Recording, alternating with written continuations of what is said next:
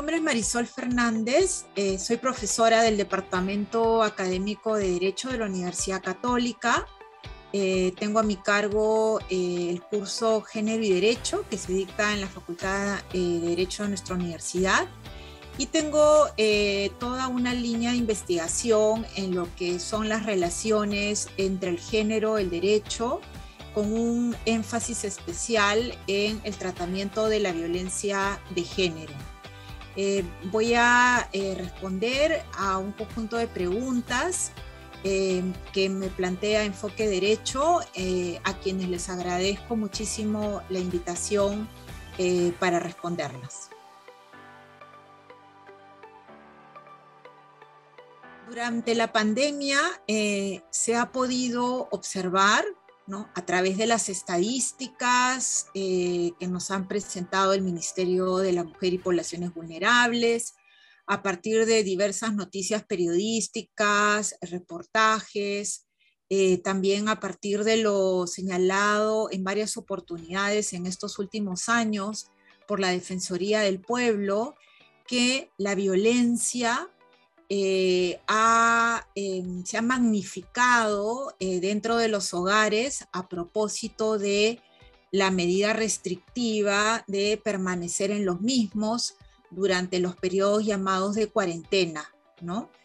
Esta problemática en realidad no es una problemática nueva, no se trata de que la pandemia ha generado más violencia, sino que en realidad la violencia de género en nuestro país tiene raíces estructurales de larga data, pero las condiciones específicas que hemos vivido desde que se declaró la emergencia sanitaria en marzo del 2020, ¿no?, hasta la fecha, ha revelado cómo la convivencia en las familias peruanas, ¿no?, es una convivencia problemática, es una convivencia que nos muestra en muchos casos violencia contra las mujeres, contra las niñas, niños y adolescentes.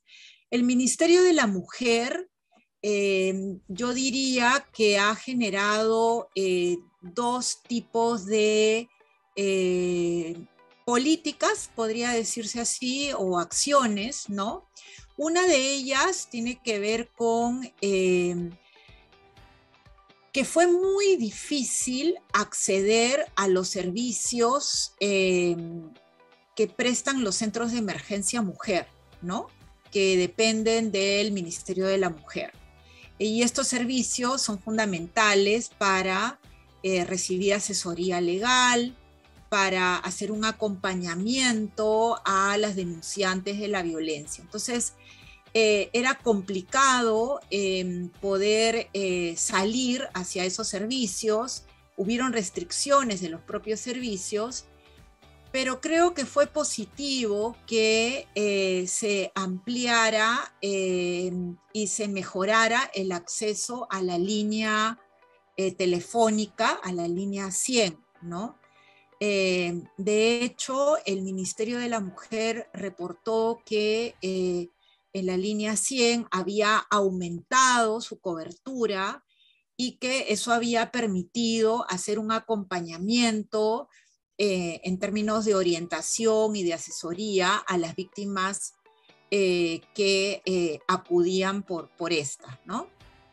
Entonces creo que esta línea 100, ampliar la cobertura de la línea 100 y hacer una suerte de módulos itinerantes, ¿no?, que vayan, digamos, trasladándose de un lugar a otro, creo que ha sido una estrategia positiva para que el Estado llegue a las víctimas y las acompañe en el proceso de denuncia, ¿no?, con asesoría, orientación legal, psicológica, ¿no?, sobre cómo proceder para la denuncia.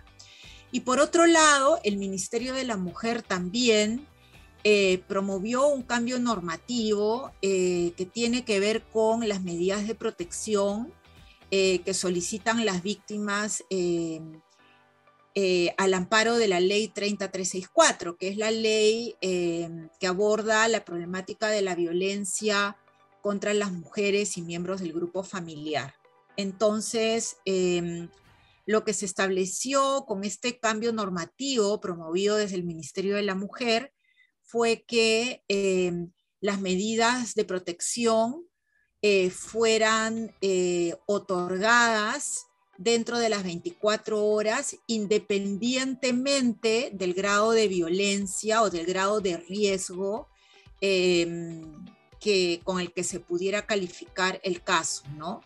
Y esto creo que también ha sido una medida positiva que ha desburocratizado, podríamos decir, toda esa calificación previa para obtener las medidas de protección, ¿no? Y darlas de una manera inmediata,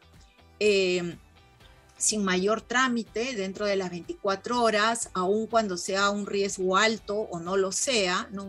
Un caso de riesgo alto no lo sea, porque en verdad, pues las víctimas de violencia dentro de sus hogares definitivamente en todo este tiempo han estado en una situación de riesgo mayor, ¿no?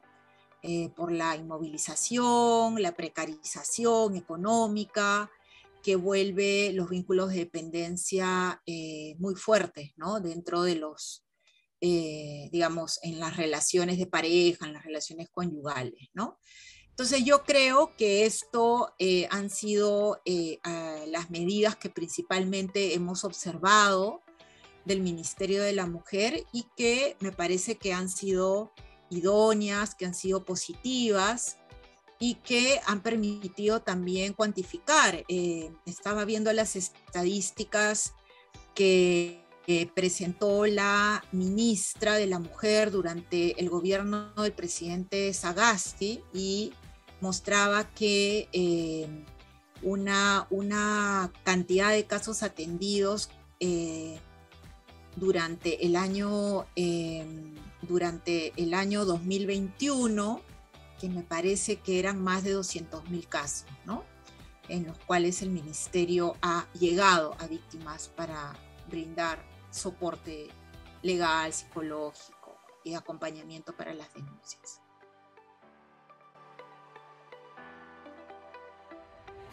Bueno, en nuestro país, de acuerdo a la legislación, una víctima de violencia debería tener un fácil acceso a través de la Policía Nacional, ¿no? Las delegaciones policiales que quedan en los distritos, ¿no? Para interponer las denuncias por violencia. Muchas de estas delegaciones policiales tienen en su interior centros de emergencia mujer, ¿no? Entonces, digamos, en las comisarías, en estas delegaciones policiales que existen, los centros de emergencia mujer, lo que se recomienda es acceder a este centro al interior de la comisaría para que la abogada, ¿no? que está encargada en estos centros, en estas oficinas, puedan acompañar y supervisar, ¿no? Que las víctimas interpongan sus denuncias, que sean recibidas estas denuncias de manera adecuada y fundamentalmente vigilar que no haya una revictimización, ¿no? Lamentablemente existen un conjunto de prácticas, hemos mejorado muchísimo, hay que decirlo, pero también hay un conjunto de prácticas en las delegaciones policiales que constituyen una revictimización, ¿no? De quien está acudiendo para interponer una denuncia. Entonces, creo que, digamos, el canal probablemente más cercano para una víctima es ir a la comisaría más cercana, ¿no? Y interponer esa denuncia, pero si en esa delegación policial además existe una oficina del Ministerio de la Mujer, es recomendable ¿no?, acudir primero a la oficina para que con el acompañamiento del personal de la oficina se pueda interponer la denuncia y que el Centro de Emergencia Mujer se pueda hacer cargo del seguimiento que esa denuncia tiene, ¿no?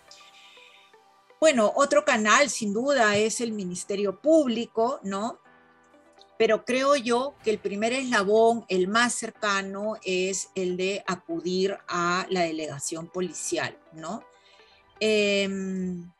Creo que hay que destinar muchos esfuerzos para que en realidad las delegaciones policiales en todo el país funcionen de una manera adecuada, ¿no? Funcionen cuidando los derechos de las víctimas, con un enfoque de género, con un enfoque de derechos humanos, de no revictimización, ¿no? Que creo que son un poco el marco que plantea la ley 30364. Yo creo que han habido muchísimos esfuerzos desde el Estado para mejorar la atención policial a las víctimas, ¿no? No solamente desde el Estado, también hay que decir desde la sociedad civil. Fundamentalmente creo que el rol de muchas organizaciones de mujeres que han destinado recursos para sensibilizar, capacitar, ¿no?, a el personal policial en la atención de estos casos han sido muy importantes, pero creo que se requiere todavía continuar en esa línea de trabajo. Bueno, las redes de protección gubernamental, para las víctimas, básicamente están dadas en el marco del Ministerio de la Mujer, ¿no? El Ministerio de la Mujer tiene una suerte de modelo de intervención que está orientado precisamente a fortalecer a las víctimas, a acompañarlas, ¿no?, en sus procesos de denuncia. Entonces, hay, digamos, si se pone en marcha el modelo del Ministerio de la Mujer, tendríamos que decir que hay un acompañamiento legal, que es muy importante, y que también hay un acompañamiento psicológico, ¿no? Lo que habría que evaluar es si eso está funcionando de la mejor manera en el contexto en el que nos estamos encontrando, ¿no?, el día de hoy. Pero está concebido un modelo de atención integral, ¿no?, para fortalecer, acompañar, brindar protección a las víctimas, ¿no? Sabemos también que tenemos hogares refugio, ¿no?, pero hay un déficit de hogares refugio, ¿no?, de centros en los cuales las víctimas puedan ir en situaciones extremas de violencia, donde, por ejemplo, tienen que para salvaguardar su integridad física y psicológica y la de sus hijos, muchas veces tienen que abandonar el hogar, que es el lugar donde han sido victimizadas, ¿no?, y no tienen a dónde ir, ¿no? Entonces, estos centros de acogida, estos hogares temporales donde pueden estar, ¿no?, también forman parte de ese modelo. Pero sin duda falta un fortalecimiento de ese tipo de prestaciones por parte del Estado, ¿no? Yo creo que podríamos decir, sabemos lo que hay que hacer, sabemos cómo hacerlo, pero a veces no es tan fácil, ¿no? Porque para eso se requiere presupuesto, recursos económicos, y no necesariamente siempre se cuenta con todos los recursos, ¿no? Creo que también es importante, aunque quizás uno no lo vincula directamente con el tratamiento de la violencia, el tema de el diseño de un sistema nacional de cuidados es muy importante para lograr el empoderamiento de las mujeres, ¿no? Porque tenemos que ser conscientes que mientras que sobre los hombros de las mujeres pese el tema de los, continúe pesando el tema de los cuidados, ¿no? va a ser muy difícil la independencia económica, y la independencia económica, yo creo que tiene la falta de independencia económica tiene una fuerte relación con la violencia al interior de la familia, ¿no? Entonces, yo creo que hay que fortalecer, ¿no? estos diseños que ya se tienen, para que puedan funcionar y tener un impacto positivo, ¿no? Un cambio importante. Bueno, sobre el impacto, yo no me atrevería a señalar propiamente cuál ha sido, porque no conozco, no me he aproximado a estudios de impacto, ¿no? Sobre cuánto se ha avanzado, si esto ha permitido, por ejemplo, prevenir situaciones de violencia.